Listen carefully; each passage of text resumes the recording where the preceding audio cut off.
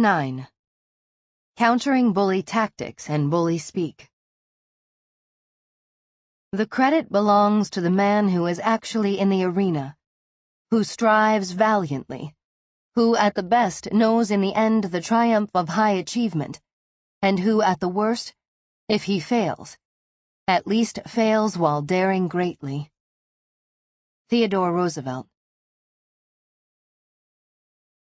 Wayne, the scorched earth fighter, loved blaming everything that went wrong on his business partner Marie. Although he oversaw fiscal management, when taxes came due he castigated her for not figuring out how to scam the IRS, although doing so was clearly illegal. Although he angered clients, he held Marie accountable for those they lost to other vendors. When revenue dropped, he accused Marie of not marketing more vigilantly. Bullies wield a variety of tactics and weapons in an effort to dominate and win. They subject you to a stream of verbal abuse, snide comments, insulting emails, and threats, blame you for everything, including their own flaws, publicly humiliate you, hide behind a Dr. Jekyll shield, manipulate you, make unreasonable demands, and exploit you to meet their own needs. Although these tactics can devastate you, like Dorothy in The Wizard of Oz, you can claim victory by exposing the tactics to light. When Toto jerked the curtain back, he showed the wizard for what he was, a shriveled old man working the levers to create an illusion. When Dorothy threw a bucket of water on the Wicked Witch of the West, the witch melted. Let's draw the curtain back to expose workplace bullies, with our water bucket in hand ready to be tossed. You can defeat bully tactics. Verbal abuse, snide comments, and insulting emails. Like a dog chewing on a bone, bullies gnaw away at your vulnerabilities until you crack wide open, humiliated and demeaned. Patricia Evans, author of the classic text, The Verbally Abusive Relationship, describes verbal abuse as a kind of battering which doesn't leave physical evidence, but is often more painful because it lingers in the mind of its target. Evans says bullies verbally abuse as a means of holding power over their targets and to negate the perceptions, experience, values, and accomplishments of those they target. Bullies constantly invalidate the target's reality, insidiously blaming, accusing, and confusing them. 4 ways to diffuse verbal abuse. Defeat this bully tactic with 4 strategies. Strategy number 1. Neutralize your bully's attacks. Build and memorize an arsenal of statements and questions that swiftly neutralize verbal attacks. A flatly uttered, "Give it a rest," lets your bully know you're calling game over. You can ask, "What?" or "Pardon me?" as if you can't believe the bully meant the insulting remarks. A calm, "Your point?" says you don't think the bully has made one, and may even place the bully on the defensive. If the bully persists and asks, "Do you have a problem with your hearing?" you can say, "No, I wanted to give you a chance to remove your foot from your mouth." Strategy number 2. Refuse to play by the bully's rules. If you don't play along, you witness a failed attempt to bully you. Exit the situation as Annette did when Andy barked at her. In contrast, Suzanne endured Andy's screaming, thinking the situation would get better. She finally quit because she couldn't stand the continued abuse. Strategy number 3. Document what's happening. Use your digital voice recorder, pocket DVR or webcam. Connect with witnesses who can provide corroborative evidence to help you confront and defeat the bully. Strategy number 4. Detox each night. Bullies wear you down. Worse, you help them by taking their words and actions home with you. At night, you might think about all the things you didn't or couldn't say in your own defense. You might even dream about the bully's continued attacks. As a result, you wake up exhausted and dread returning to work. As discussed in Chapter 8, don't give the bully an outpost in your mind. Bullies deny your abilities, intentionally devaluing you as a person and an employee. Get their toxic thoughts out of your head and externalize them by writing the bully a letter that says everything that needs to be said. You don't need to mail this letter. Just seal it and give yourself closure. Make each night a vacation from your bully. The blame/shame game. Bullies like Wayne delight in berating and ridiculing their targets mercilessly. Because they refuse to take responsibility or feel guilt, they justify what they do by blaming others. These bullies accuse you of their sins, and once they convince you that you're the problem, they feel they're off the hook. Ask bullies why they explode in rage, and they'll say you made them do it because you screwed up, challenged them, or stood in their way.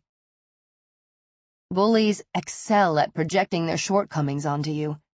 If you're a good person and a bully says, "You're not treating me well," it leads you to question yourself. Thus, bullies twist you into emotional and mental knots and chip away at your confidence. Once they cause you to look anxiously at yourself, they draw your attention to your most negative qualities, lowering your self-esteem and making you more susceptible to their control. When you acquiesce, you fulfill their need to control. They lash out if you start to slip away. Though he treated her with contempt, Wayne hated Marie for leaving their partnership. He wanted her to remain under his thumb, his personal whipping girl. Have bullies projected their behavior onto you, accusing you of the flaws they refuse to admit in themselves? Have bullies focused on splinters in your eyes rather than the planks in their own? Have bullies convinced you that any problems in your work relationship or situation are your own fault? The best defense against the blamer, a good offense. A bully's blame-shame attacks can lead you into defending instead of asserting yourself. Douse blame-shame with the cold water of reality. Step back and look at what's really happening. An ancient fable poses this scenario. You show up at your teacher's house for a class. The teacher invites you in and offers you tea. You're thirsty and start to pick up the cup. The teacher pulls out a large stick and says, "If you pick up the cup, I will hit you with this stick. If you don't pick up the cup, I'll hit you." If you were the student, what would you do? Some sit frozen in indecision. Others drink the tea knowing that the blow will come, but preferring that option to being hit and remaining thirsty. An educated target takes the stick from the teacher and says, "I don't like either choice." Others might choose to exit the house, leaving the teacher, tea, and stick behind. Many bully blamers, like the teacher, present you with a no-win situation in which it's heads you lose, tails you lose. If Marie leaves the partnership, she abandons her investment. If she stays, she endures Wayne's verbal stick. Don't let a blamer trap you and then take you apart piece by piece as Wayne did to Marie. Stand strong before the blame-shame game depletes you of your self-esteem, and you can neither protect yourself nor think straight. Declare what you see as the truth. Having the courage of your convictions requires that you have conviction. Don't let anyone, even you, disrespect you. The public humiliation game. While some bullies attack in private, others prefer to pounce on their targets in front of an audience. Bullies know the pressure watching eyes and listening ears have on some targets. Perhaps you are one of those who immediately wilt from embarrassment. It gave Jeff a special thrill to watch Adam back down in front of other staff members when he challenged Adam's statements during staff meetings. Bullies know when they get under your skin, and, if you let them, they own you. The best defense against the humiliator: never let it show. If a bully takes you on in front of an audience, deny her the victory she seeks. Just as a wounded swimmer attracts sharks, if you blush, stammer, or cry, you reward the bully, who uses your embarrassment as an additional weapon. When you don't squirm, you decrease the bully's interest in you as the victim. Don't let a bully's psychological daggers foot-sweep you into reacting. Desensitize yourself using the coastline breathing and alternate focus strategies outlined in chapters 5 and 7, respectively. Controlling your breathing also helps you use your adrenal response. Instead of being ruled by it and thrown into choosing between fight and flight reactions, adrenaline plus breathing links your brain's left and right hemispheres, adding creativity to your thinking and sharpening your wits. Two can play the crowd game. Turn the situation on the bully with a, "Is that the best you've got?" comment. Instead of remaining a doormat walked on by an ambitious employee, Adam could have taken charge of his staff meetings by saying, "Jeff, can't you find a more professional way to handle yourself than to try to take me down a peg?" Or, "Jeff, you're insulting me in front of your coworkers and my staff. I'd like them to have the chance to make up their own minds about what I'm proposing. I'll be glad to talk with you about your views after the meeting." Other statements that stop the bully's show include, "Does it make you feel good to try to make me feel bad?" And, "You're at it again, putting me down so you can feel good about yourself. I don't appreciate it." In Chapter 1, Tova sought empathy or pity by responding, "That hurts," when Ariel asked, "Do you know your name's a 4-letter word?" If Tova had instead said, "That's not even funny," Ariel's audience would have seen Tova standing up for herself. If you're unsure about what to say, take a deep breath and exit the situation with dignity. Even if you can't speak, you can still walk away. If you leave under your own power, you can consider your retreat and advance in new direction. You may find it easier to confront your bully in private, depriving the bully of the chance to play to an audience. You might say, "I won't let you embarrass me in front of others a second time. Try it again and I'll surprise you." Shapeshifter. Dr. Jekyll to the world, Mr. Hyde to you. Bullies like Karen use both Mr. Hyde, Dr. Jekyll, and passive-aggressive antics to confound their targets. As masters of spin, these bullies confound you by pretending to be innocent. Even though you know deep down that they're bullying you, you may feel you're crazy for suspecting them when others see only their surface charm. When you try to show others what the bully is doing, you may meet a wall of disbelief. Sometimes you're not even sure you believe yourself. You may even wonder, "Why me?" as they reserve their Mr. Hyde persona just for you. Bullies using this tactic exact secret revenge through covert jabbing and sneaky sabotage. When you confront shapeshifter bullies directly, they feign they've been misunderstood and act as if you're being unfair or paranoid. The best defense against Mr. Hyde? The truth will set you free. If your bully uses these tactics, don't let it get to you. If you give up or show your exhaustion, it gives the bully a sense of accomplishment, and you lose any leverage you have. Don't waste your time trying to get these bullies to admit their strategies. You don't need their agreement. If you wait for it, you wait in vain. Instead, counter their tactics by grabbing hold of the truth and calmly, rationally describing the exact behavior you see. The psychological manipulation game. When Ariel asked Tova to bring her a latte, she played on Tova's natural expectation that no one would ask someone else to purchase something for her without intending to reciprocate.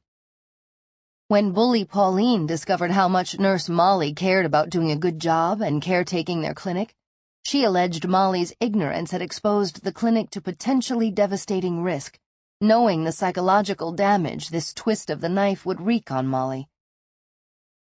Bullies like Ariel and Pauline manipulate overtly or covertly in an attempt to control your actions and thoughts. Controlling you is the barometer by which bullies validate their identity. They attack and push until you focus your energy on defending yourself and can no longer assert who you are, and so give in to what they want. They lash out at you for what you haven't done and for what you have done. The best defense against the manipulator? Exposure. Pull the Wizard of Oz's curtain back and expose these psychological maneuvers. What motive or intention do your bully's actions and statements have? Do they wise you up for your sake or tear you down contemptuously? Don't let bullies hide in plain sight by manipulating you. Instead, keep your eye on them. Keep your wits about you and step outside their manipulative games. If your habit is to kowtow or lash back, never use the first words that come to mind, or you may say something you'll live to regret. Tova could have defeated Ariel's con job by saying, "I learned yesterday that lattes cost $5 here. Do you have cash, or will you write me a check for what you'd like me to get you today?" Finally, watch your back with your own personal Carla, knowing bullies happily use whatever you divulge against you. When you work with bullies who manipulate, don't give them ammunition. Anne made this mistake when Carla plied her with wine and false camaraderie, which led her to reveal damaging personal information. Anything you say to a bully can and may be used against you. The exploitation game. Boss, employee, and coworker bullies often make unreasonable demands, leading their targets to feel that they're the bad guy if they say no. A bully boss may pile an extreme workload on you, refuse your leave requests, and look askance when you attempt to leave work at a reasonable hour. A bully employee may ask for more and more time off or other favors or perks, leading you to take on his or her duties when you can't shift them to the bully's coworkers. A bully coworker may ask you for a just this one time favor every day. Bullies run rampant over you and others without worrying about the consequences to you. They simply don't care. The best defense against the exploiter? Just say no. If you're asked for the unreasonable and instinctively give in because you like to please, take a moment to consider, what exactly has this bully asked for? And, would I ask anyone for the same thing? If you answer no, you have your answer. Don't allow your kindness to lead you into exploitation. The intimidation game. In Chapter 4, bully boss Bernard threatened his entire staff with job loss by declaring they deserved to be fired and proclaiming, "There is blood in the water." Other bullies menace and terrorize by demonstrating their explosive tempers or by telling you what they plan to do to you if you don't fall in line. Bullies threaten because threats work. They know that all they need to do to make you give up is to get ugly. The best defense against the intimidator? Take a time out. If you're threatened verbally, give yourself time to clear-headedly assess what's in your best interests. You can stop the action with a statement such as, "I'd like to have some time to think about it." This short-circuits the bully's plans and helps you avoid being pushed into acquiescence with mental strong-arm tactics. Although you need to take any threat seriously, most bullies test to see what you're made of and behave as badly as you'll allow them to. If it won't endanger you, summon the courage to speak up and remind the bully that his actions have consequences. Sometimes a simple, "You're not getting away with that here," reminds the bully that you'll hold him accountable for his actions. Bullies hate to suffer, and if you can reverse the risk-benefit ratio they seek, they may look elsewhere for easier prey.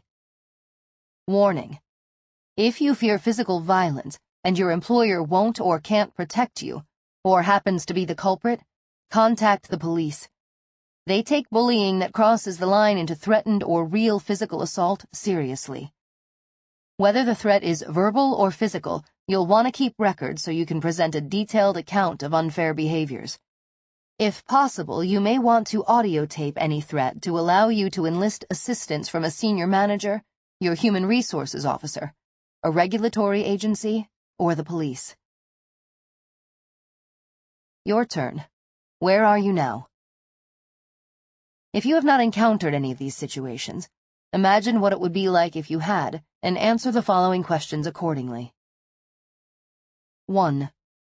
Has a bully hammered away at your vulnerabilities? How did you handle it? How will you now handle bully speak? 2.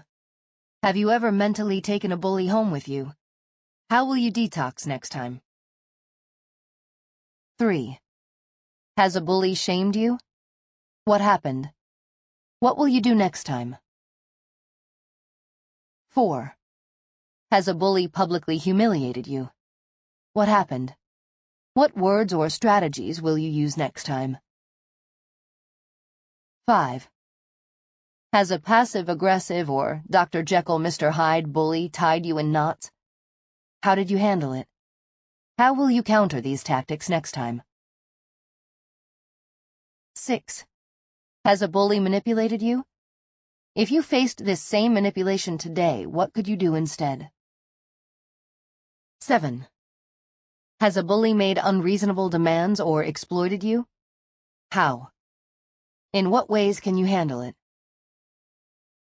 8. Has a bully threatened you? What was said or done? How did you extricate yourself? What do you wish you'd done instead?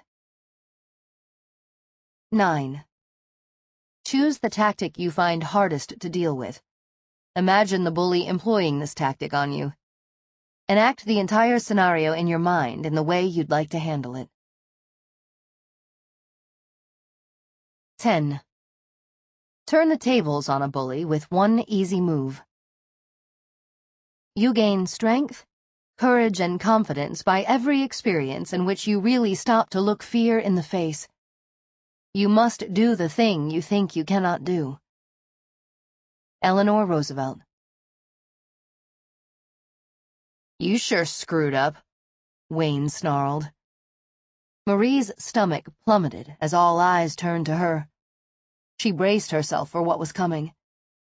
Wayne had given her an impossible assignment to make a penny-pinching client who wanted Mercedes results without paying for them happy. She'd worked days, nights, and weekends, but in the end, the client had taken the templates Marie created and refused to pay, saying he'd expected more. What could she say? If she said no one could have succeeded on the project, she'd sound defensive. If she argued that she'd done the best she could, Wayne could simply heap more abuse on her. Better to keep her mouth shut.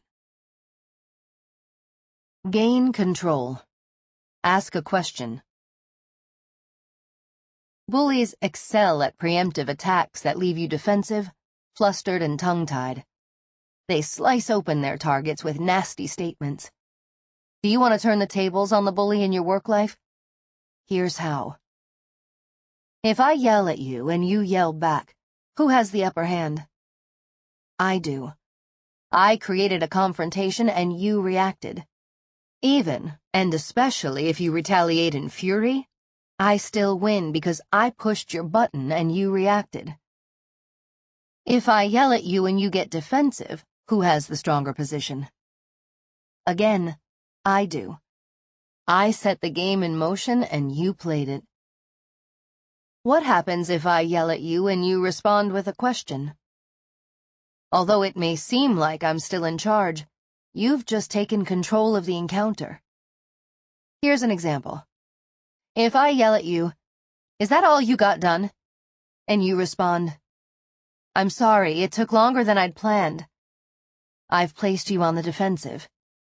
If you attack me by saying angrily, "You have no clue," you're still playing my game. If, however, you ask, "What would you like me to work on next?" you take over the lead position, forcing me to answer your question. Imagine that a bully attacks you accusingly. "Where'd you come up with this crap?" Regardless of how you answer, you'll probably sound defensive, making it open season for the bully to continue. If instead you counter with, "What are you getting at?" you turn the tables. Here's another example. Your bully yells, "You're an irritating fool." You lose if you yell back, "It's you who's irritating." You've simply shown the bully that he can push your button. What if you insist, "I'm not irritating"? Yeah, right. Now you sound defensive. If instead you ask, "What was irritating?" you turn the tables and force the bully to respond to you. What if the bully knows you're sensitive about your appearance and says to you, "You look like a dog"?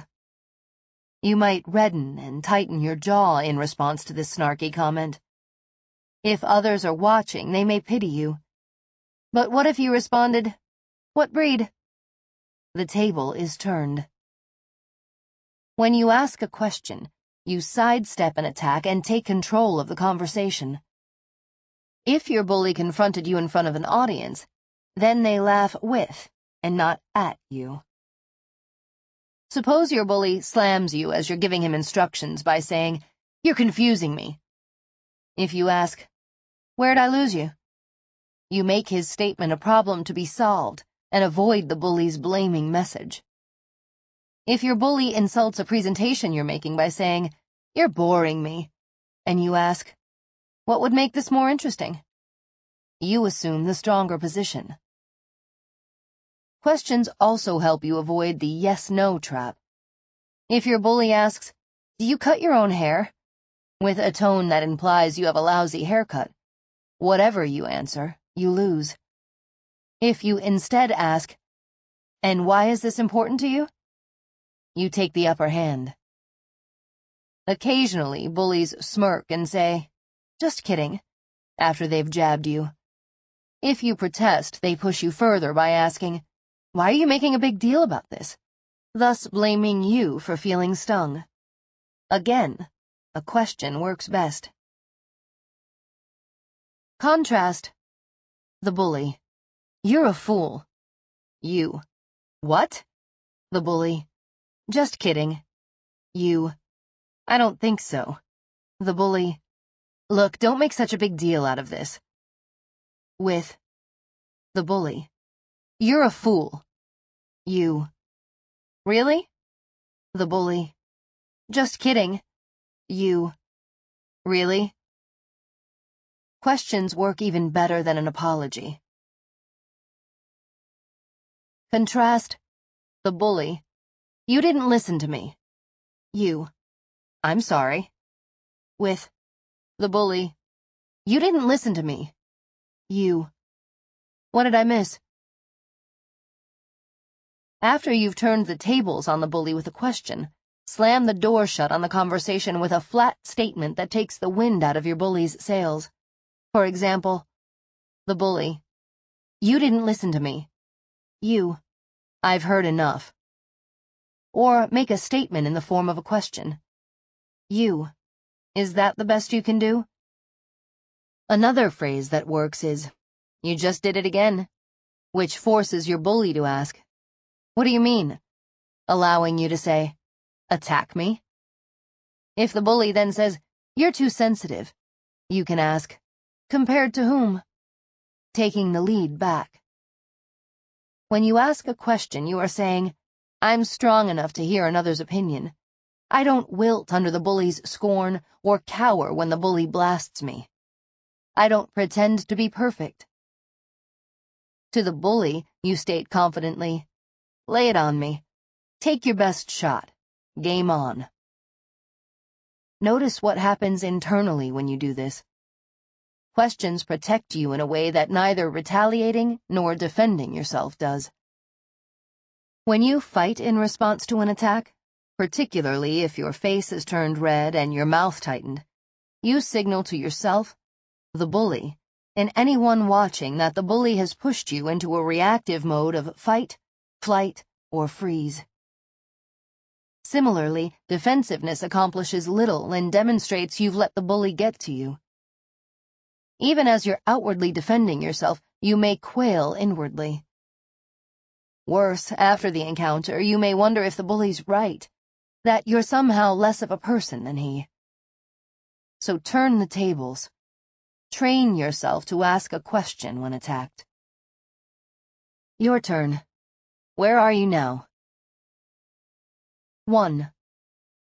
When you're attacked, what happens inside you? Do you get angry? Defensive? Are you intimidated? 2. What happens mentally and physically to you? Do you stop thinking? Breathe faster? Feel your heart pound? 3.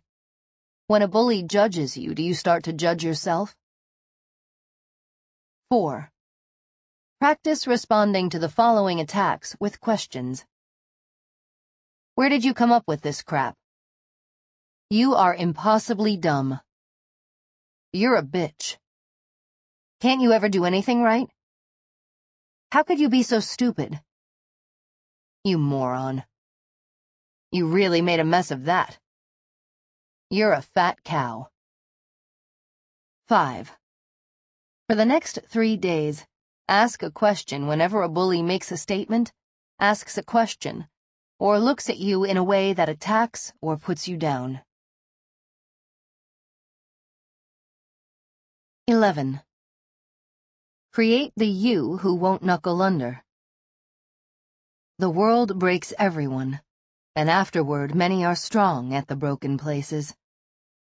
Ernest Hemingway. Anne thought she'd put the Carla nightmare behind her when she started her new job. She'd taken a work break, gotten her master's degree, and moved from Chicago to Portland. But she hadn't counted on Eudora. I was reading about you, Eudora smiled, sidling up to Anne in the break room. Reading? Pretending not to know? Anne felt a sudden sick feeling in her stomach. I love to research new hires, especially those who move from out of state. Fascinating Facebook posts about you. The men in our company have so much to look forward to. The nausea in Anne's stomach turned to ice. Would she have to leave this job too? What does it take to stop bullies? You, and your ability to outsmart them. Bullying produces results for the bully. If you don't want to be steamrolled or trampled, you have to become someone who can and will stand up to and outmaneuver bullies. This means you need to think and act differently from how you have in the past. The problems you face can't be solved with the same thinking that led you into those problems. Dig deep and find your inner strength. How do you grow stronger and become smart and tough enough to take on the bullies in your work life? You start from where you are and grow the skills you need. Starting from where you are means not judging yourself. For example, let's say you're easily intimidated, and although you've learned effective strategies from chapters 3, 6, and 7, you'll still back down when a bully threatens you. Then this is your starting point. Never worry about not being brave or strong enough. Instead, dig deep inside yourself, into the place from which you draw inner strength. You may have tapped this before. If not, it's where your sense of resolve and willingness to take on a challenge comes from. A simple way to stop being a pushover. If you've never found this place inside yourself before, here's a simple strategy for finding it the first time, or for visiting it now. To feel your core strength, create an inner focus. Allow yourself to feel the words centered, grounded, inner strength, and rock solid. Focus on each word one at a time, not moving until you feel that word. You'll notice that you connect with one or more of those words at a deep level. Close your eyes and allow yourself to completely experience the word or words that resonate most strongly. In the training sessions I conduct, I have attendees try this in pairs. One person watches her partner doing this inner work, and when she sees a look of determination or resolve coming over her partner's face, She puts an arm behind the partner and pushes with her hand against the partner's chest. Participants are always stunned that they can't push over a person who's inwardly focused on words such as inner strength or rock solid. One frail woman, who announced ahead of the activity that she wouldn't be able to master it, stood like concrete when her partner pushed against her. "I never would have thought I had that in me," she said. "I imagined I was a massive oak tree with roots going deep into the earth." A week later, she sent me a photo she'd taken of a tree she'd drawn, which now hung over her desk. If you're doing this exercise alone with no one to push you, you may nonetheless notice that a sensation remains with you when you finish the exercise. You may feel stronger and more centered. This is the result of digging deep and reaching the place inside yourself where you find resolve. You can add to this feeling of strength by reflecting on any mind-opening revelations you've gained from reading the first 10 chapters. Insights inspire growth. By verbalizing them, you cement what you've learned in your memory. Give yourself a moment to rejoice in what you have discovered about yourself and the changes you intend to create in your work life and how you relate to your bully. Step into your power. In John chapter 8, verse 32, it says, "Then you will know the truth, and the truth will set you free." The truth is that you deserve better. Set yourself free. When a bully confronts you, consider how a brave person would handle the bully or situation, and become that brave person. Unless it compromises your physical safety, be willing to exit your comfort zone. Bullies push and push and push until someone stops them. Find the courage to express what you want. Voice your views clearly so your bully can't miss hearing what you've said. I statements work when both parties are operating from a win-win mindset. You statements have the directness bullies can't ignore. "Do not insult me" proves stronger than "that upsets me," and defines a firm boundary for what you will and won't allow. Even if speaking honestly doesn't change your bully, it bolsters you to hear yourself saying what needs to be said. When you step forward, you're not fragile, passive, or powerless. You're not just letting events happen to you and silently allowing bullies to walk all over you. You're standing up for yourself, knowing you have inner strength. Empower yourself by managing mental barriers. The unfairness of being targeted by a bully can tie you in mental knots. Your mind travels each turn of the rope, looking for the elusive end where you hope to find fairness. Even if you untie the knots, you won't find the treatment you deserve. Move past this "it isn't fair" sticking point by developing a game plan that defeats further bullying. That's what will create future fairness. Turn off your blame button. Bullies excel at projecting their weaknesses onto targets and adding a dose of shame. Don't allow your blame button to be pushed. Criticize the bully, not yourself. If you buy into the bully's projections, you relieve them of their accountability and take on their shame burden. Have you been turning yourself inside out to please a bully who will never be appeased? Learn to doubt the bully, not yourself. Waste no time in finger-pointing. Blame gives away your power by placing the responsibility to change on your bully. To deal with bullying, you need a powerful, solution-oriented focus on what you need to do to stop the bully. Even though the bully's behavior is not your fault, when you take on bullying as your problem, you move toward fixing it.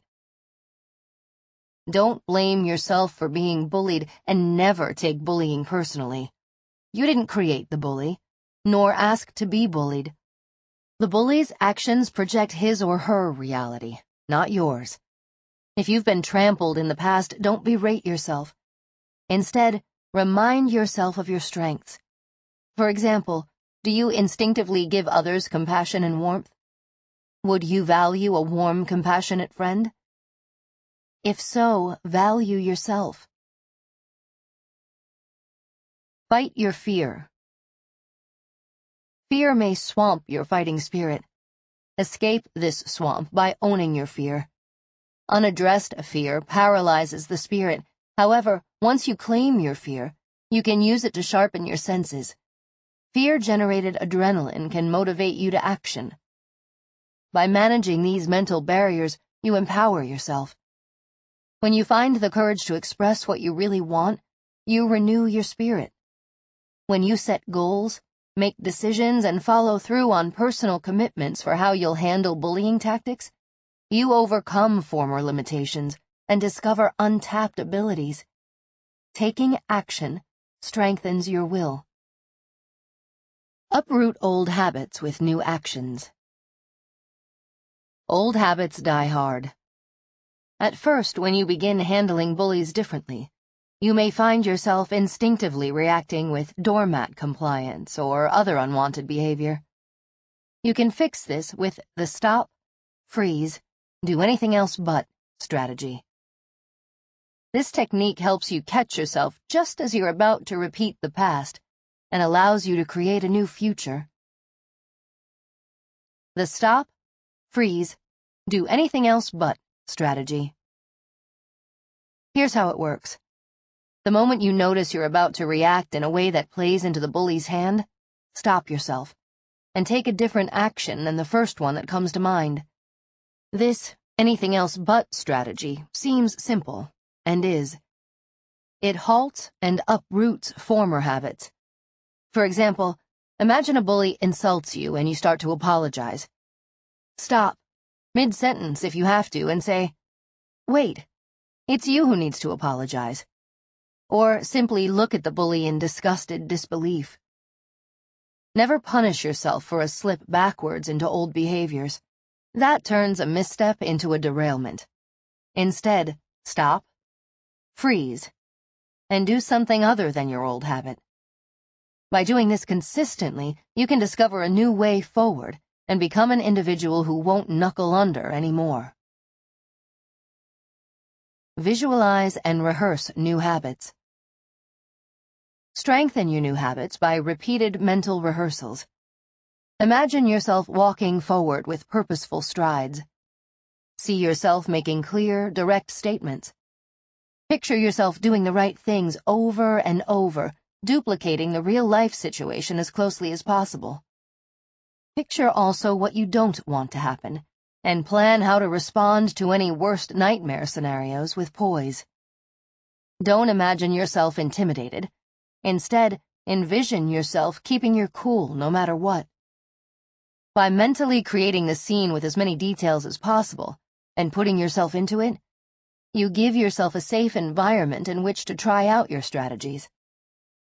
Visualize yourself doing the right thing from beginning to end so that you can feel you've been there and successfully done what you would like to do. Your turn. Where are you now? 1. What was your first thought when you read the chapter title? Was it excitement or fear?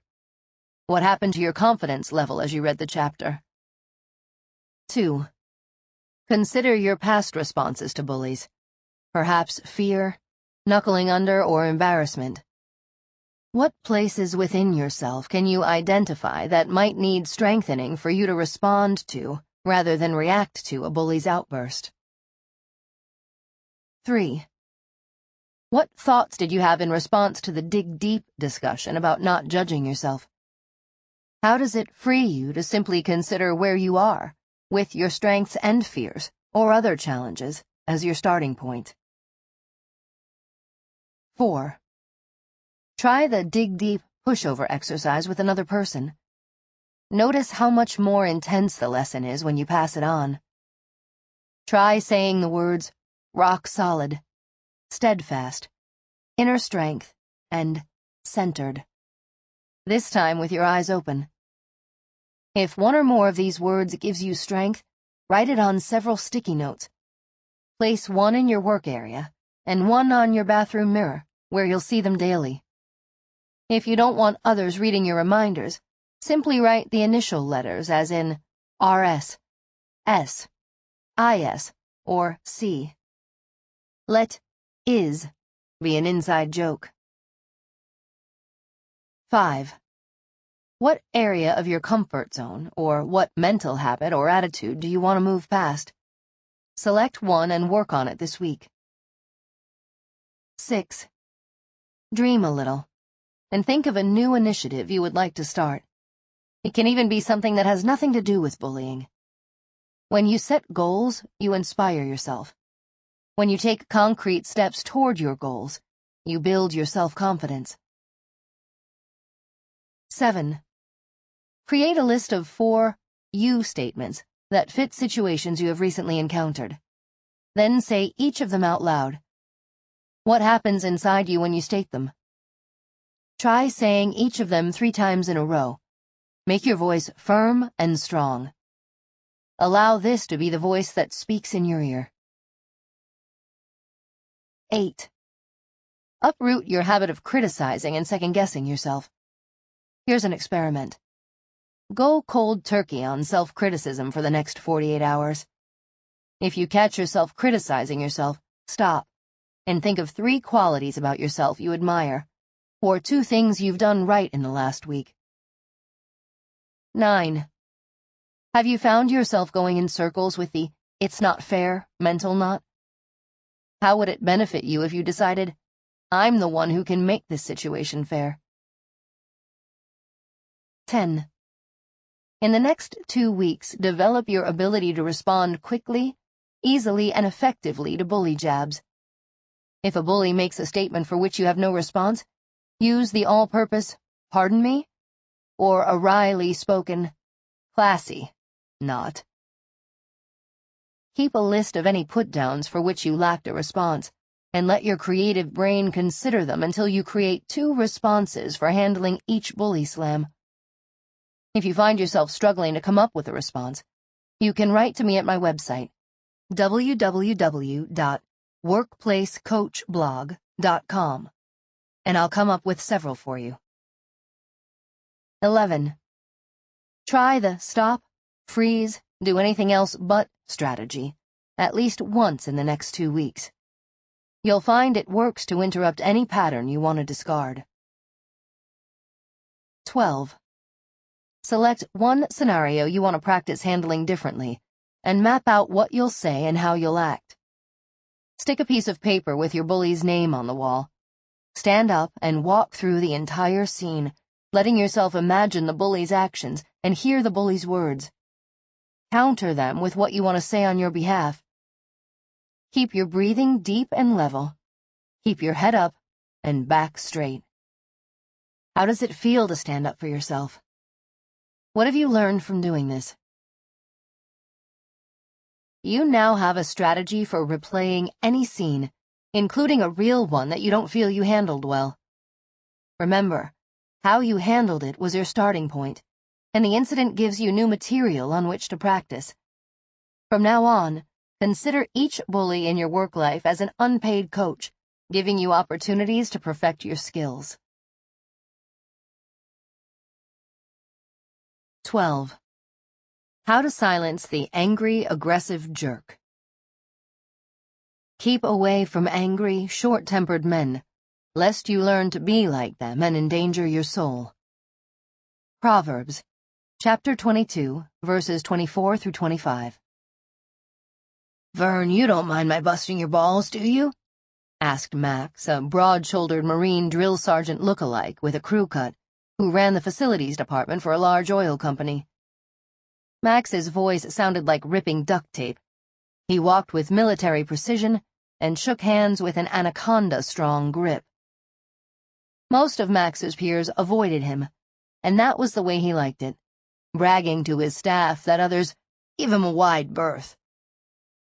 Max hired bullies, and they enjoyed laughing while watching how Max handled the wusses in the accounting, client services, and administrative departments. Once Vern accepted a promotion to head the accounting department, he realized he couldn't avoid Max, as their 2 departments intertwined. Vern had hated watching Max make the previous accounting department manager his whipping boy. When Vern engaged me as his coach, I warned him that his practice of biting his tongue when attacked and his win-win approach could prove his undoing with a win-lose operator like Max.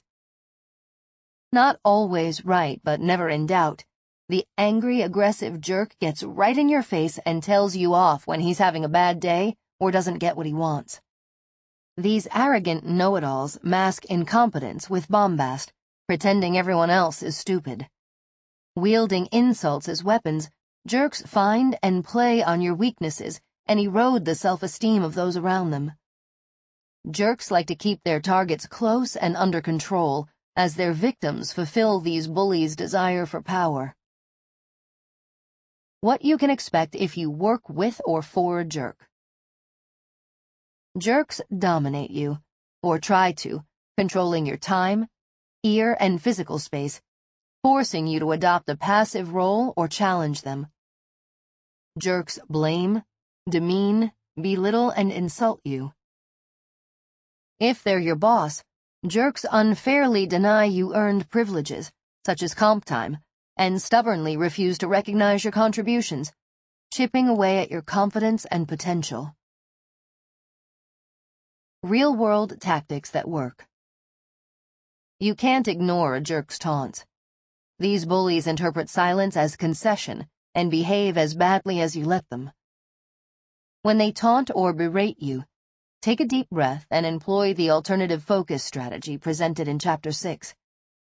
By centering yourself and appearing calm, you take away some of their fun. Remember, sharks go after a wounded swimmer.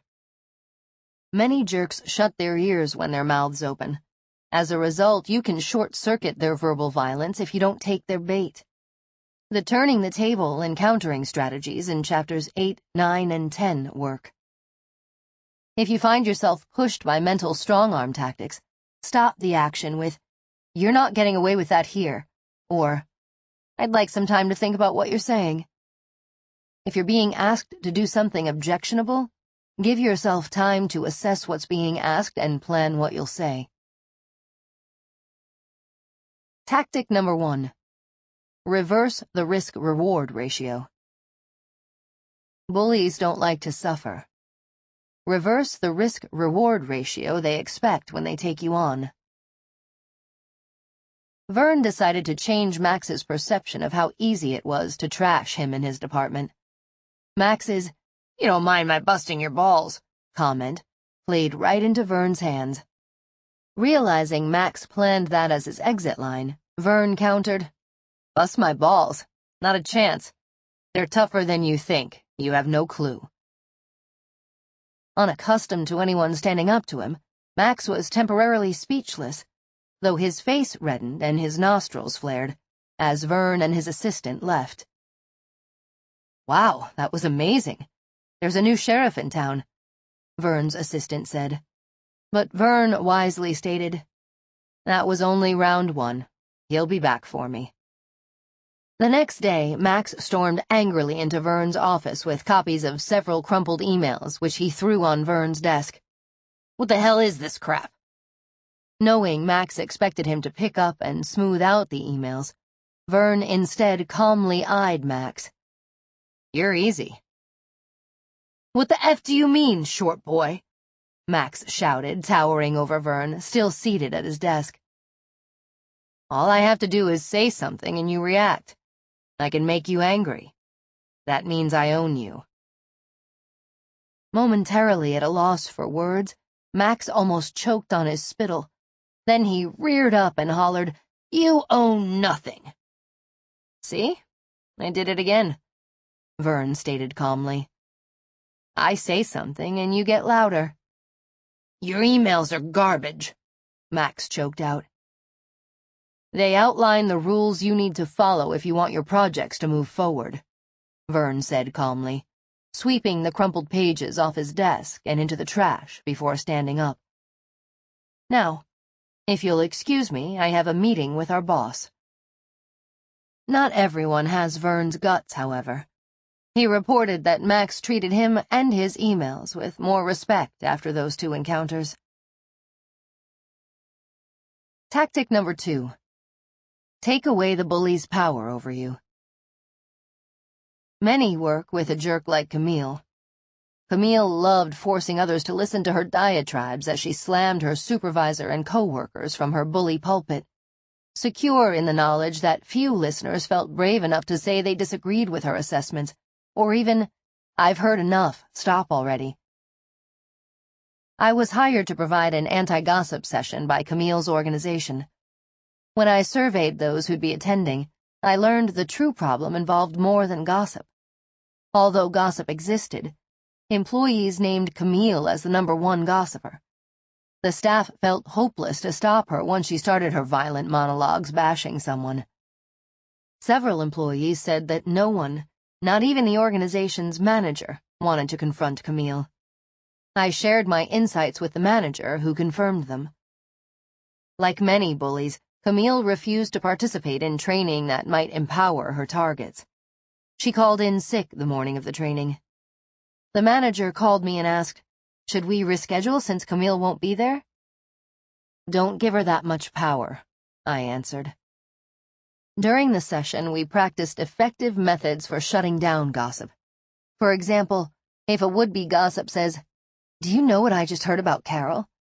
I suggested responding, "I don't want to hear it," or, "I'd rather Carol tell me if it's about her." If a would-be gossip opens with, "Marcia just said an awful thing about you," I recommended answering, "Let's you and I go find Marcia and have a 3-way discussion." Then we tackled Camille without using her name.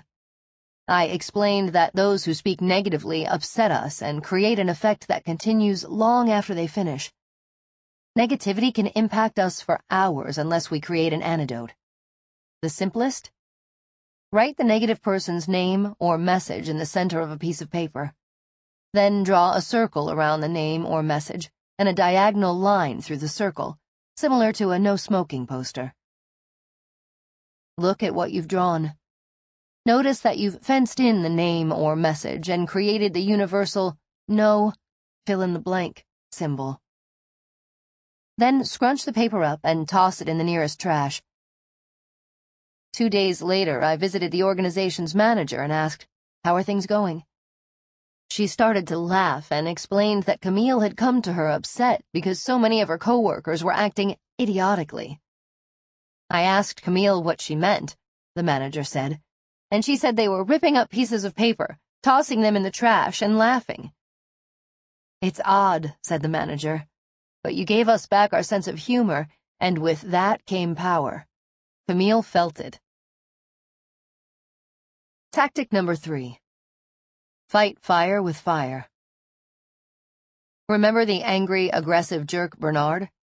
He paced in front of his staff, calling them inadequate and worthless, and threatened, "Your jobs are in jeopardy." Sam turned in his resignation that day. One of Bernard's employees, Mavis, took a different tack.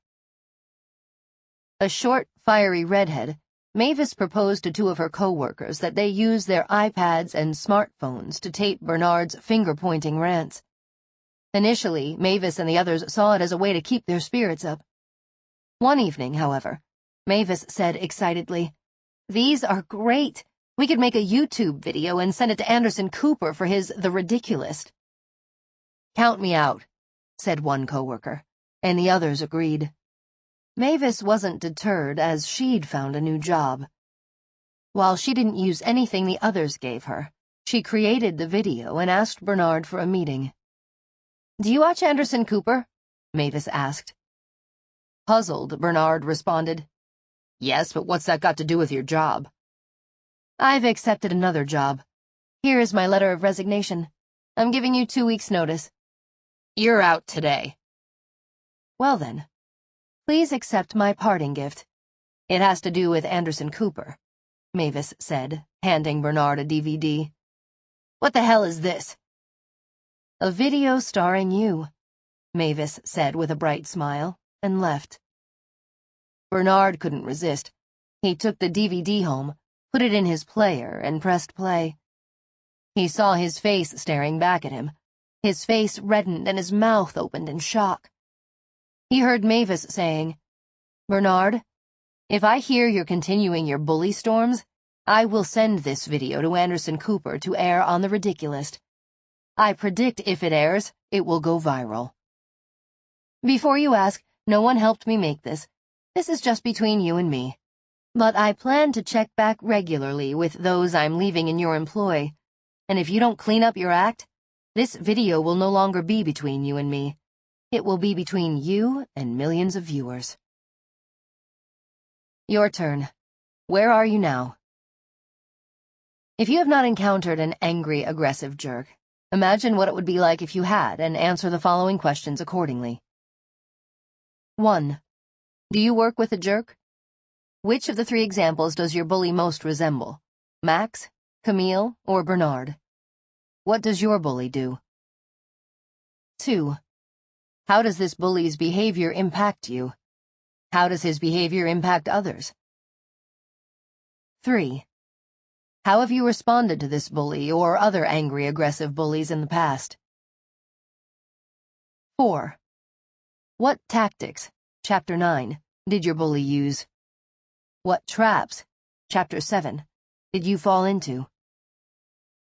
5. Jerks have several Achilles heels. They don't like to feel pain. Therefore, if you set up a risk-reward ratio not in their favor, they often back down. They believe their own inflated press releases in which they're all-powerful. Thus, when you stand up to them, they don't know how to take it. They expect you to get upset when they yank your chain, and don't know how to respond when you don't take their bait. How can you use any of these Achilles heels to change what happens between you and a current or future angry, aggressive bully? 6. Do you work with a bully who aggressively bends your ear with his or her negativity? What do you plan to do the next time this bully talks on and on? 7. What do you admire about the actions Vern took? 8. What do you believe led Max to back down? 9. How do jerks affect morale and productivity? 10. How do others cope with this type of bully? What seems to work? What doesn't work? 11. What advice would you give to someone facing a jerk? 12. Vern used breathing and alternate focus to steady himself. This is a good time to refresh your memory, so try each of them at least once during the next 2 days. 13. How to handle a scorched earth fighter. Courage is never to let your actions be influenced by your fears. Arthur Koestler. Maura had done the right thing. She had fired Elliot, an employee who'd lied on his employment application and expense account, and then created havoc in her small company, holding closed-door meetings with the goal of turning one employee against another. A soft-hearted woman, Maura hated firing anyone and told Elliot she wished him well. Months later, when she learned Elliot had pirated written materials she'd spent decades developing, she initially sent him multiple letters reminding him the materials weren't his. When her clients began telling her Elliot was still passing her materials off as his, insisting he'd created them and she'd stolen them, she sought legal advice. Her attorney, Ted, told her she had 2 options: accept the situation or sue. I hate both options, said Maura. But I can't let this happen. I have too much at stake. She asked her attorney to draft a letter asking her ex-employee to stop using her materials and giving a deadline for their return. When the deadline passed, Ted filed suit. Predictably, Elliot hired Stewart, the meanest scorched earth litigator he could find. A short, powerfully built man with a jutting jaw and an incongruous pug nose, Stewart loved legal warfare. He immediately filed a motion asking for Maura's personal and business tax records for the last 15 years. For what purpose? Maura asked Ted. To scare you. Should I give them up? No. He thinks he can walk all over you, find things you don't want found, and use that as ammunition to force you to settle. Why would I settle? I'm the one who has been wronged. Exactly. Scorched Earth fighter bullies, Scorchers, play a heads I win, tails I win game. Believing might equals right and lacking a conscience, they attempt to take away what they want from the target, and when they do, they act to destroy the target's reputation. If you tangle with a Scorcher, don't expect fairness or mercy. They threaten until you give in. Then they walk all over you, telling themselves, anyone who lets me walk on her deserves to be hurt. As months passed, Maura felt she was living in the eye of a legal storm. Whenever she received legal paperwork, she heard in her head the humming sound one hears before a tornado. When Maura met Stuart for the first time, she quailed. He reeked of outrage and self-righteousness. Astonished, she asked Ted, "What's his deal? Surely he knows his client stole from me." "He doesn't care." How could he not? He only wants to win. Right doesn't matter. In fact, it makes it a better win for him because if he prevails, he does so despite the odds. Several times Maura asked Ted if she should call off the suit. "It's taking time and energy away from my business." What Maura didn't say was that she'd been raised in a household in which her older brother had bullied her from toddlerhood, and that fighting, even standing up for herself, devastated her. As a girl, she'd never felt safe from her brother, who seemed to want her gone. She'd learned to hide from him, knowing that she was defenseless because her parents were in denial about the situation. Real-world tactics that work. If you face off against a Scorcher, avoid providing him or her an excuse to turn on you. Tactic number 1. Stay under the radar. In the short term, you may want to stay under the Scorcher's radar by giving them the allegiance they desire. As long as you can do so ethically, help them achieve their goals. In that way, you won't unleash their rage. Tactic number 2. Protect yourself. Document everything. If a Scorcher attacks you, don't take it personally. Instead, protect yourself by quickly leaving and documenting the behavior. Store your documentation off-site. Ultimately, your documentation may prove the Scorcher's undoing. Tactic number 3. Enlist the help of allies. If you are in a protected category because of your age, sex, race, religion, etc., and the Scorched Earth bully crosses the line into actions that harass you, seek legal counsel or the help of a state or federal regulatory agency. It generally takes an outside power to take out a Scorcher. If you work in a larger organization, or one governed by a board of directors, seek allies and mentors at a senior management level who can help you. Show them what's happening and what the Scorcher costs the organization to induce them to act. You'll find guidance on how to make a case to senior management in Chapter 23. Tactic number 4. If all else fails, find another job, if possible.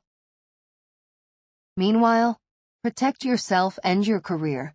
Look elsewhere for a job where you can excel in a company that offers a good work environment and fair treatment. Tactic number 5. Whatever you decide, emerge a winner. Maura met with me and invited me to a meeting with her attorney to discuss her situation. She'd faced several grueling depositions and countless requests for documentation entailing copious amounts of business records to prove she'd created and owned the material her former employee had pirated. Maura felt drained and ready to drop her lawsuit. Her attorney argued, despite Stuart's fiery bluster, that Maura had both right and the law on her side. He also told her that Stuart had filed a nasty countersuit which, if she dropped her suit, might result in Maura paying money to Elliot. I knew Maura's personal history and what it cost her to endure this legal firestorm. I told her I wanted her to emerge the victor, whatever decision she made, whether that meant dropping her lawsuit or proceeding with it and winning, or, if she lost, winning because she had stood up for herself. In our meeting, I asked Maura what spiritual base she relied on. To our surprise, She, Ted, and I learned we all described ourselves as born-again Christians. With their permission, I quoted 3 sections from the Bible. Romans chapter 8, verse 31. If God is for us, who can be against us? Who can do anything to me? He is my rock. Ephesians chapter 6, verse 14. Stand your ground, putting on the belt of truth and the body armor of God's righteousness. And John chapter 8, verse 32. And the truth will set you free. I explained what I told others in workplace battles with scorched earth bullies. That they might lack the firepower to defeat these bullies by themselves, and might be best off leaving the field of battle, unless they could bring additional firepower to bear. Generally, this meant enlisting aid from a senior executive, the chief executive officer, the HR director, or the board of directors. I said the decision was Maura's, and that she appeared to have a committed and competent attorney, a just cause, and her faith on her side. I added that I'd support her no matter what, and suggested that she consider what it would mean to her if she could transform the baggage of fear she'd carried from childhood. Maura called both her attorney and me the next day to say, "Game on." At trial, Stewart attacked her mercilessly. Maura practiced breathing, alternate focus, and putting on her game face. Refer to chapters 5 and 6. She later told me that these strategies carried her through her initial morning testimony and the first 3 afternoon hours of Stewart's cross-examination. It also helped that her attorney and a best friend had helped her rehearse how to answer attacking questions. As the afternoon cross-examination dragged on, Maura said she felt herself melting down. She began to see an image of her brother standing immediately behind Stewart. It was as if they became one and I was going back in time. I could feel myself lose my train of thought. I kept sipping water and trying to breathe, but nothing was working. I felt that familiar, defenseless feeling. During the final moments of cross-examination, Stewart asked Maura a crucial question which, if she flubbed it, might lose her the case. Maura appeared to freeze. Stuttering, she gave a confusing answer. When it seemed to Ted that all was lost, the judge leaned over and said, "Ms. Ludden, do you mean to say—" Ted said that in that moment he felt a courtroom miracle take place in front of his eyes. Maura turned toward the judge, nodded, and said, "Yes, that's exactly what I meant to say." Stewart reared up to his full height, standing immediately in front of Maura, and shouted out his question again. In response, Maura answered, "What the judge just said." Furious, Stewart sat down and muttered angrily, "No further questions for this witness." In the judge's ruling, he described Maura's testimony as credible, and her former employee's version as not so credible. The judge referred the matter to mediation. The result? Her former employee paid all Maura's legal bills and agreed he would no longer use her materials. Like Maura, you may discover you need more firepower than you possess to defeat a scorcher. In Maura's case, she had a committed attorney, the judge, and faith in God aiding her. Even a scorcher attorney realizes that judges rule the courtroom. Regardless of the outcome, if you stand up for yourself, you may win the fight even if you appear to lose it. By taking a stand, or making the decision, "I can leave this job," you overcome the fear you are carrying. If this happens, the scorcher has done you a favor. Your turn. Where are you now? If you have not encountered a scorcher, imagine what it would be like if you had, and answer the following questions accordingly. 1. Have you dealt with a scorcher? In what ways did the scorcher threaten you? 2. How did the scorcher's behavior affect you? What led you either to do battle with the bully or to back down? 3. What tactics, Chapter 9, did your scorcher employ? 4. What traps, Chapter 7, if any, did you fall into? 5. How did the Scorcher's behavior affect others, and how did they act around the bully? 6. Maura initially gave Elliot several chances. What led her to do so? Do you believe that Elliot was a bully and that Maura fell into bully trap number 1, denial? 7. In your real-life situation, how did the Scorcher's behavior affect morale and productivity? 8. What did you and others do to cope? What worked? What didn't? 9.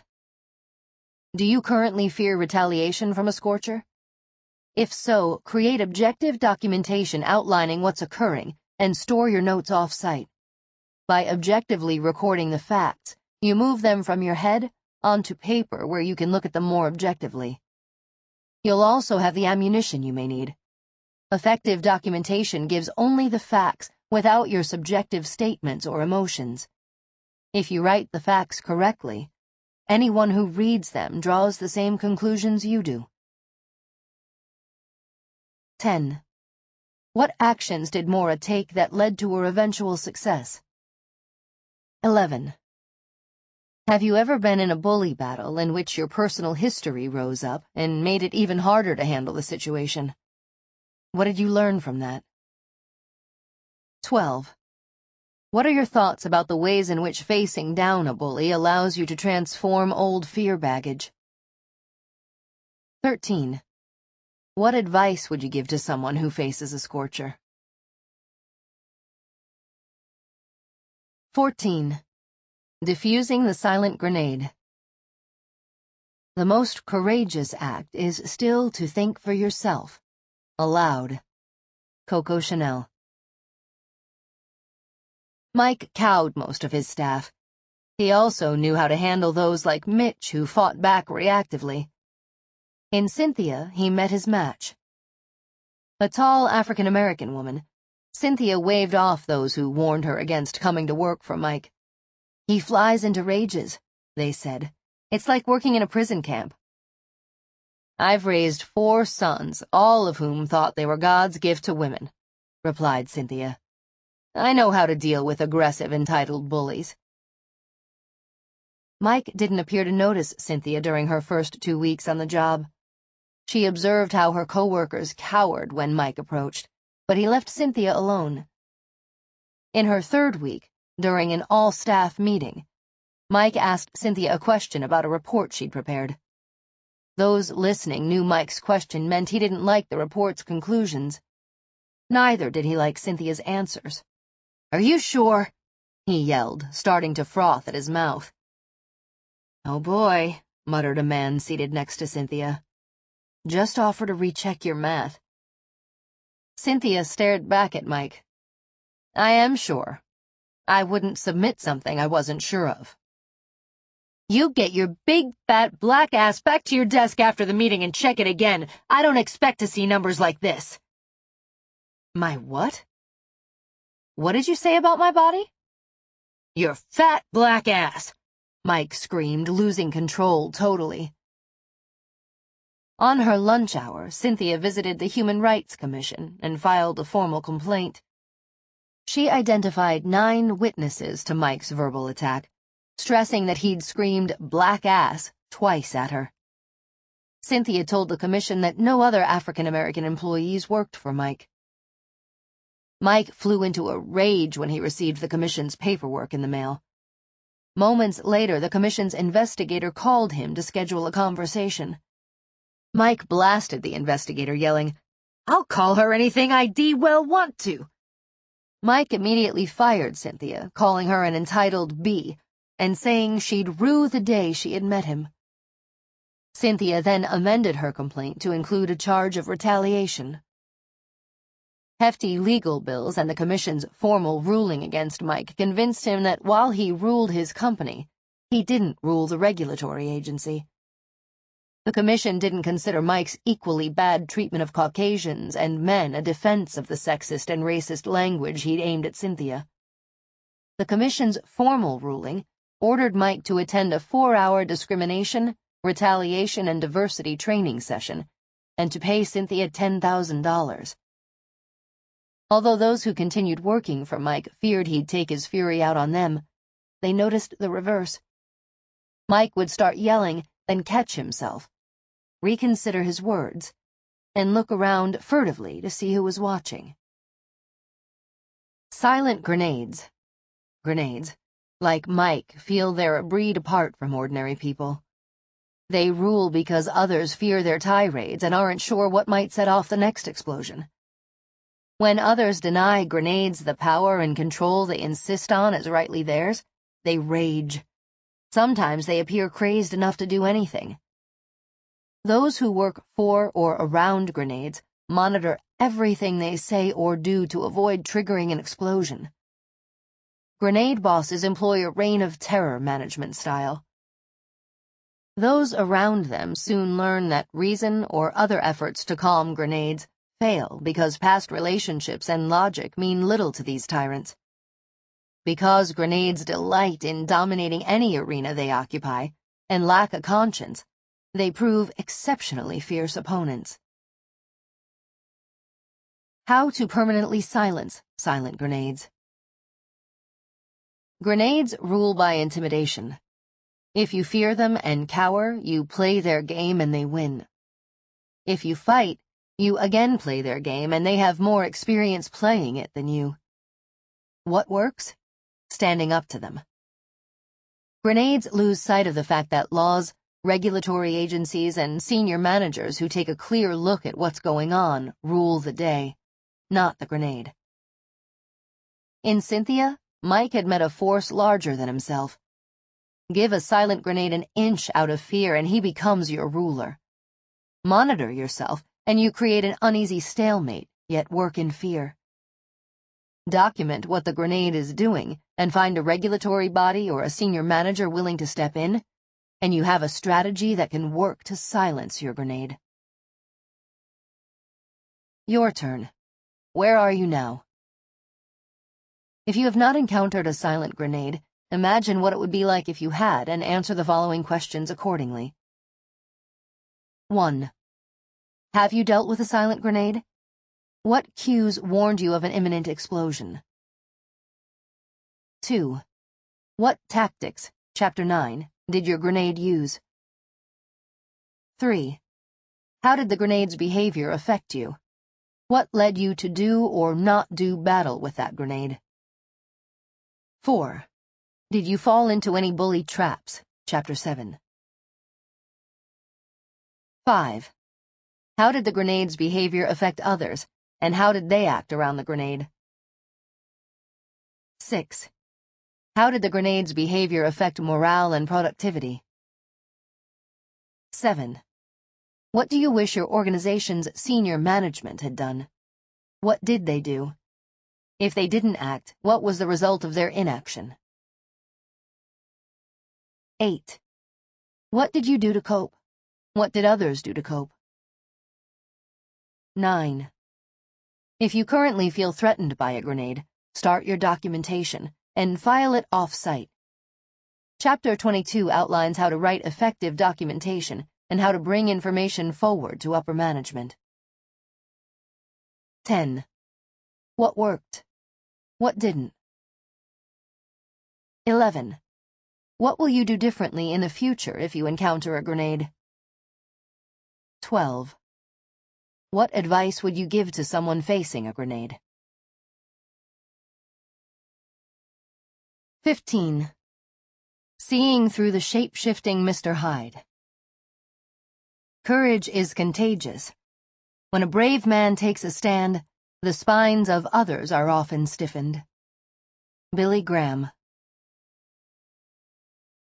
Peter, a slim, almost handsome man with a receding chin, shrewd fox-like eyes, and a penchant for expensive suits, considered himself a man on the fast track. I'm in line to be the CEO of my new corporation.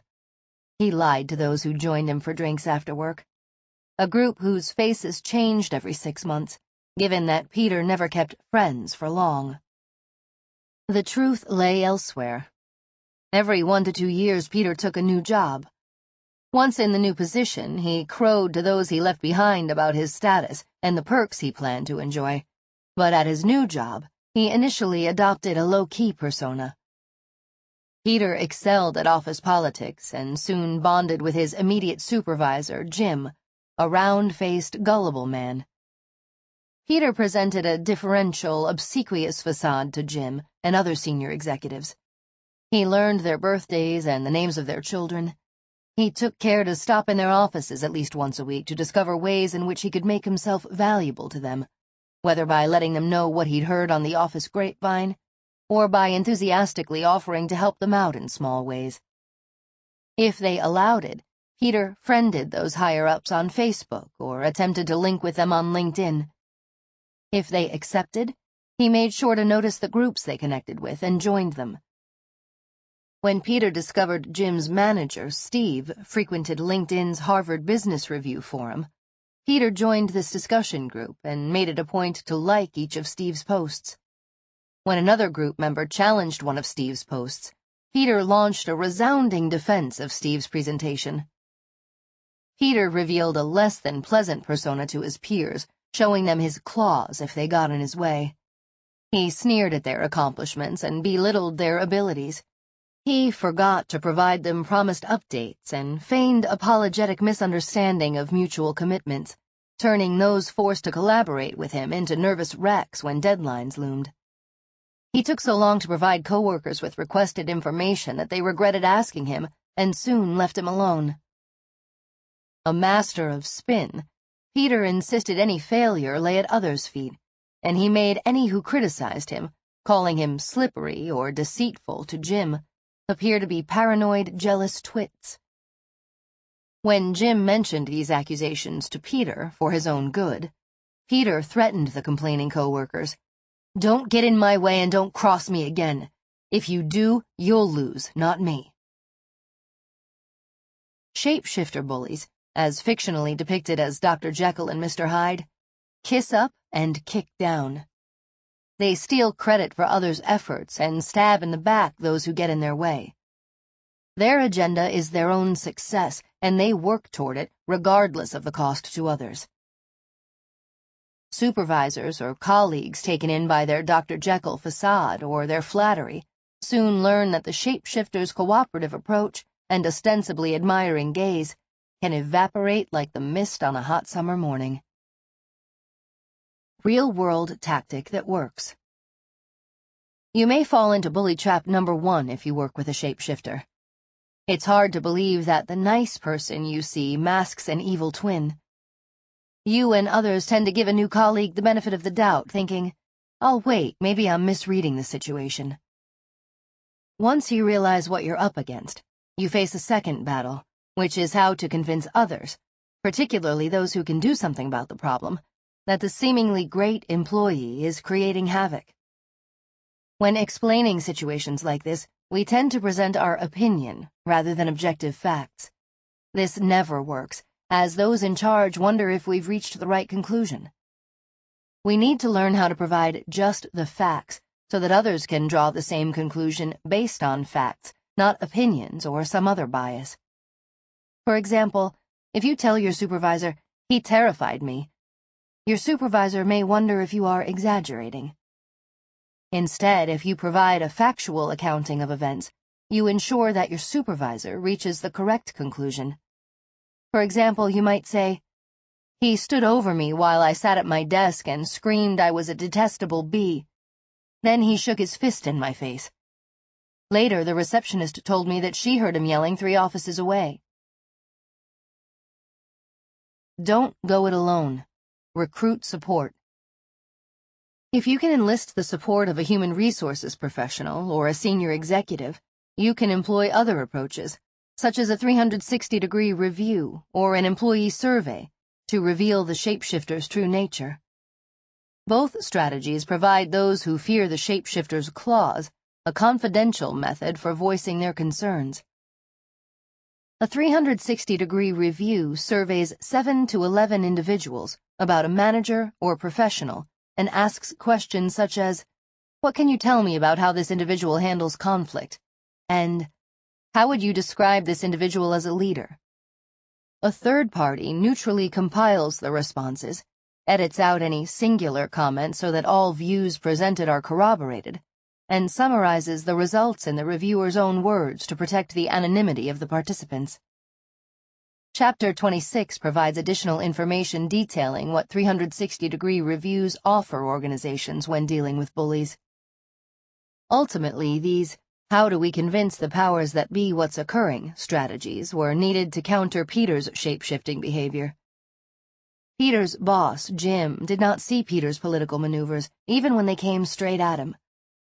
Although Peter ran over him like a freight train, Jim always thought the best of everyone, and defended Peter to staff members who saw Peter's other side.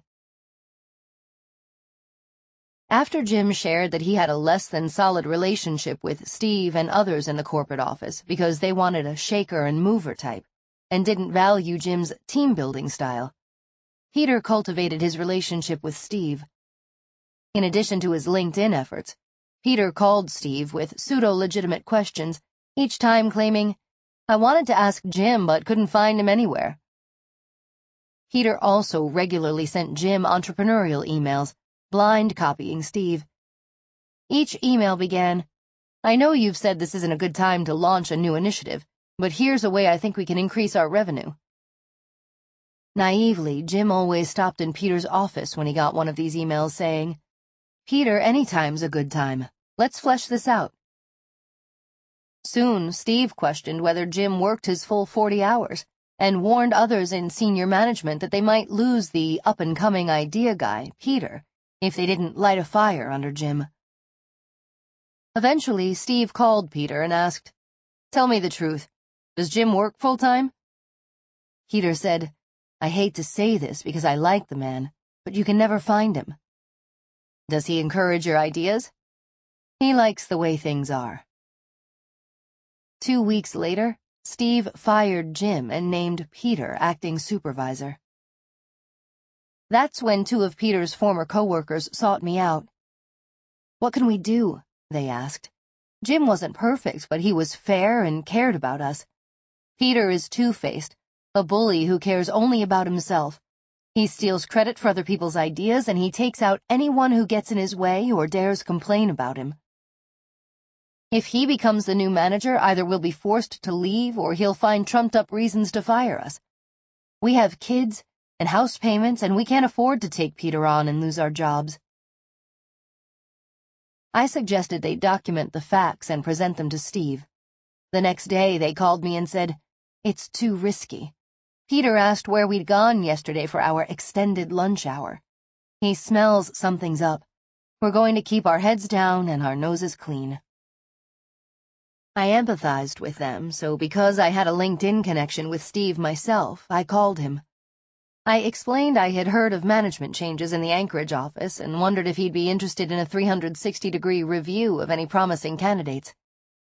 Steve grabbed hold of the idea, thinking the 360-degree review results would showcase Peter's talents to other senior managers who had questioned giving a plum management position to the relatively unproven Peter. Although my company conducts these reviews, I suggested that Steve's corporate human resources staff conduct the review. I didn't want the fact that 2 employees had consulted with me to be perceived later as creating bias. More important, I worried that if Peter lost his promotion, he tried to find out what led to his review and retaliate against the employees who had sought me out. I told Steve, "If you conduct the review internally, your HR staff can provide Peter the follow-up coaching he needs to be a success." Steve elected to have 2 managerial candidates reviewed, Peter and a manager who worked in another branch. The other manager had been in the company for 3 years. Peter himself selected those to be interviewed and picked neither one of the 2 individuals who'd visited me. Peter also met with each of his employees, who called these meetings pepper sessions because Peter ground them up. He acted as if his being named manager was a done deal and explained he'd evaluate each employee on important criteria such as allegiance. When asked to elaborate, Peter explained he'd always shown loyalty to his supervisors and expected the same from anyone who wanted to work for him. Peter added that he believed the HR representative would give him a detailed accounting of the 360 degrees results because she would realize that he needed specifics to manage effectively. Morale plummeted. Employees dreaded what might happen if the company confirmed Peter as manager. As you might expect, the 360-degree review revealed Peter's two faces. Many rated Peter 0 on the review's 0 to 10 leadership effectiveness scale. Several employees described Peter's communications as threatening. 3 employees stated that many would resign were Peter appointed manager. These results shocked Steve. When he called Peter to let him know he wouldn't become manager, Peter announced, "I feel betrayed by you." HR warned the new manager she might expect trouble from Peter, but Peter left for greener pastures. Your turn. Where are you now? If you have not encountered a shapeshifter, imagine what it would be like if you had and answer the following questions accordingly. 1. What would you have done if you worked with Peter? 2. Do you work with a shapeshifter? 3. How does your shapeshifter fool others? What warning signs do others ignore? What leads them to ignore these warning signs? 4. How long did it take you to realize you worked with a shapeshifter? 5. If you worked with a shapeshifter, how did you convince others to believe your view of him or her? 6. What tactics, Chapter 9, did the shapeshifter use? 7. What traps, Chapter 7, did you or others fall into? 8. How did the shapeshifter's behavior affect morale and productivity? 9. How did the shapeshifter's behavior affect you? 10. How did the person's behavior affect others? 11. What did you or others do to cope? What worked? What didn't? 12. What will you do differently in the future? 13. What advice would you give to someone facing a shapeshifter?